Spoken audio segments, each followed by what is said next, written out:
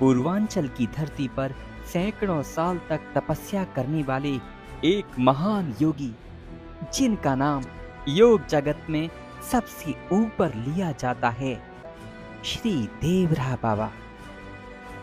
एक ऐसे योगी जो साक्षात परम ब्रह्म ही थे।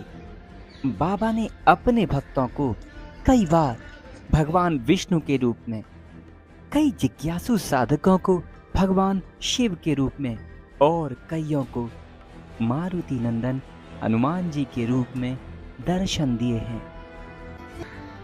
भारत के बड़े से बड़े नेता, वैज्ञानिक, दार्शनिक, छोटे से छोटा किसान बाबा की दया का पात्र है।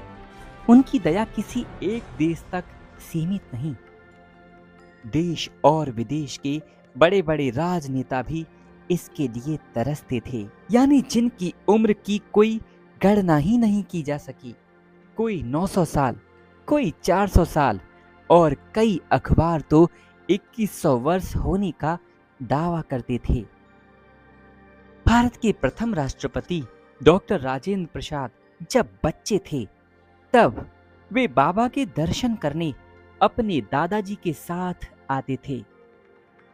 और जब वे वृद्ध हो गए, यानी भारत के राष्ट्रपति बन गए, तब भी उन्होंने श्री देवरा बाबा का पूजन प्रयागराज के कुंभ में सार्वजनिक किया था और वहां पर कहा, बाबा, जब मैं बच्चा था तभी आप ऐसे ही थे और अब जब मैं वृद्ध हो गया, बाबा आप अब भी ऐसे ही हैं। और ये कोई अचरज की बात नहीं, जब राजेंद्र प्रसाद जी का शरीर पूरा हो गया तब भी बाबा वैसे ही थे। लेकिन योगियों की लीला और क्रियाओं के पीछे कोई ना कोई ईश्वरी विधान ही होता है। अमर महायोगी श्री देवरा बाबा ने 19 जून 1990 यानी योगिनी एकादशी की तिथि, जिस दिन भगवान श्री कृष्ण ने द्वापर युग में अपनी लीला का संवरण करके गोलोक गमन किया था, ठीक उसी दिन, उसी तिथि को श्री देवरा बाबा ने भी परम धाम गमन किया था। संसार में छोटे मोटे कष्ट होते रहते हैं। इन कष्टों से विचलित न होकर दृढ़ विश्वास के साथ मेरे बाबा का स्वरूप का चिंतन करते हुए आप समस्त कार्यों को निर्विघ्न रूप से इस पर सिद्धि प्राप्त कर लेंगे। इसमें तनिक भी संदेह नहीं है, केवल विश्वास मात्र होना चाहिए।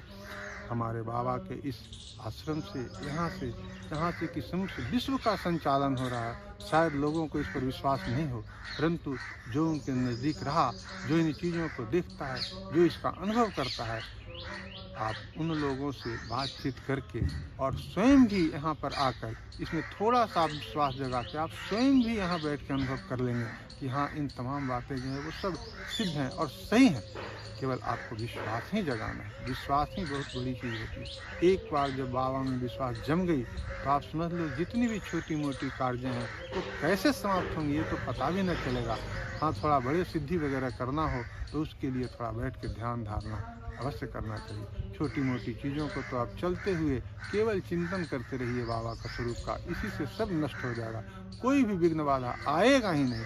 सोचना ही नहीं है कि कोई विघ्न रहे।